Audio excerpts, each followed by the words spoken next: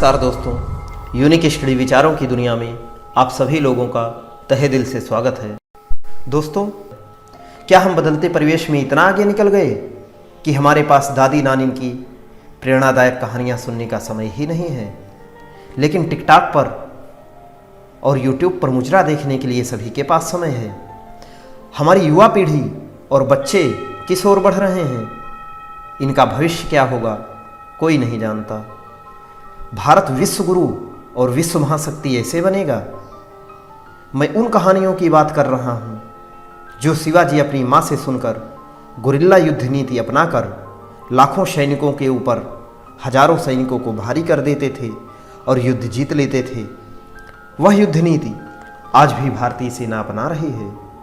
शिवाजी किसी यूनिवर्सिटी से पढ़े लिखे नहीं थे, वह केवल अपनी माँ से कहानियाँ ही सुनते थे। दोस्तों, आइए सुनते हैं एक डॉक्टर की दर्द भरी और बहुत ही प्रेरणादायक कहानी। दोस्तों, एक बार एक डॉक्टर साहब हॉस्पिटल में बहुत तेज़ी से प्रवेश कर रहे थे, क्योंकि उन्हें एक एक्सीडेंट के मामले में अर्जेंट में बुलाया गया था। अंदर आकर देखा तो उनके परिजन बेसब्री से डॉक्टर का इंतजार कर रहे थे। डॉक्टर को देखते ही पेशेंट के पिता ने कहा कि आप अब आ रहे हो, हम आपका कब से इंतजार कर रहे हैं। आप लोग अपनी ड्यूटी अच्छे से क्यों नहीं निभाते हो? अगर मेरे बेटे को कुछ हो गया तो समझ लेना उसके जिम्मेदार तुम होगे।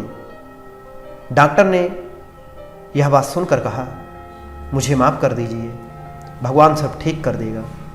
जैसे ही मैंने यह खबर सुनी, मैं सब काम छोड़कर दौड़ता चला आया। आप प्लीज़ शांत हो जाइए, धैर्य रखिए, हमें अंदर जाने दीजिए। पेशेंट के पिता ने कहा, हम कैसे शांत हो जाएं? अगर यह आपका बेटा होता तो आप यही बात कहते। अगर आपकी लापरवाही से किसी की मौत हो जाए तब भी आप यही कहेंगे। इतना सुनकर डॉक्टर साहब ऑपरेशन थिएटर में चले गए। पर लड़के के पिता अभी भी बहुत गुस्से में थे। उन्होंने कहा, किसी को सलाह देना बहुत आसान है, लेकिन जिस पर बीतती है वही जानता है। हे भगवान, मेरे बेटे की रक्षा करना। ऑपरेशन थिएटर से लगभग 2 घंटे बाद डॉक्टर बाहर आए और मुस्कुरा कर कहा, भगवान की कृपा से आपका बेटा खतरे से बाहर है। सभी लोग खुश हो गए। लड़के के रिलेटिव डॉक्टर से पूछने लगे, हम अपने बच्चे को घर कब तक ले जाएंगे? डॉक्टर ने कहा, नर्स से पूछ लीजिएगा। इतना कहकर डॉक्टर साहब वहाँ से बहुत तेज़ी से चले गए। तब नर्स से परिजन कहने लगे कि इस डॉक्टर को इतना घमंड क्यों है? डॉक्टर ने हमारे प्रश्नों का जवाब ही नहीं दिया। दोस्तों, इतना सुनते ही नर्स की आंखों में आंसू आ गया।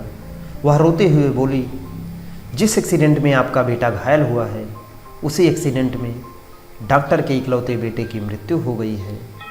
जब मैंने फ़ोन किया तो वह अपने बेटे का अंतिम संस्कार करने जा रहे थे, लेकिन वह हमारे फ़ोन को सुनकर तुरंत सब छोड़कर दौड़ते चले आए, जबकि उनको यह भी पता है कि आपके बेटे की लापरवाही की वजह से उनके लड़के की जान चली गई और वह अब अपने इकलौते बेटे का अंतिम संस्कार करने के लिए इतना तेज़ी से गए हैं। इतना सुनते ही वहाँ खामोशी छा गई और सबकी आंखों में आंसू आ गया, सब रोने लगे।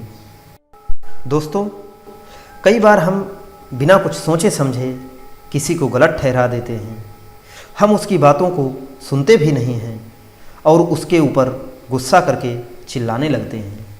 लेकिन हमें यह ध्यान रखना चाहिए कि कई बार जो दिखता है वह होता नहीं और जो होता है वह दिखता नहीं। इसलिए हमें सामने वाले की बातों को भी ध्यान से सुनना चाहिए, क्योंकि दूसरे की बात न सुनने से और मिसअंडरस्टैंडिंग की वजह से गुस्से में हम कुछ भी कर जाते हैं। यहाँ तक कि हम अपने अच्छे रिश्तों को भी जलाकर राख कर देते हैं। मेरे दोस्त, कई बार हम किसी को बिना जाने पहचाने अनजान में बहुत गलत बोल देते हैं या कोई गलत निर्णय ले लेते हैं, लेकिन बाद में पता चलता है कि वह व्यक्ति एक सही दिशा में था। इसलिए किसी को कहानियाँ और कविताओं को सुनने के लिए हमारे चैनल को शेयर और सब्सक्राइब अवश्य करें। जय हिंद, जय भारत।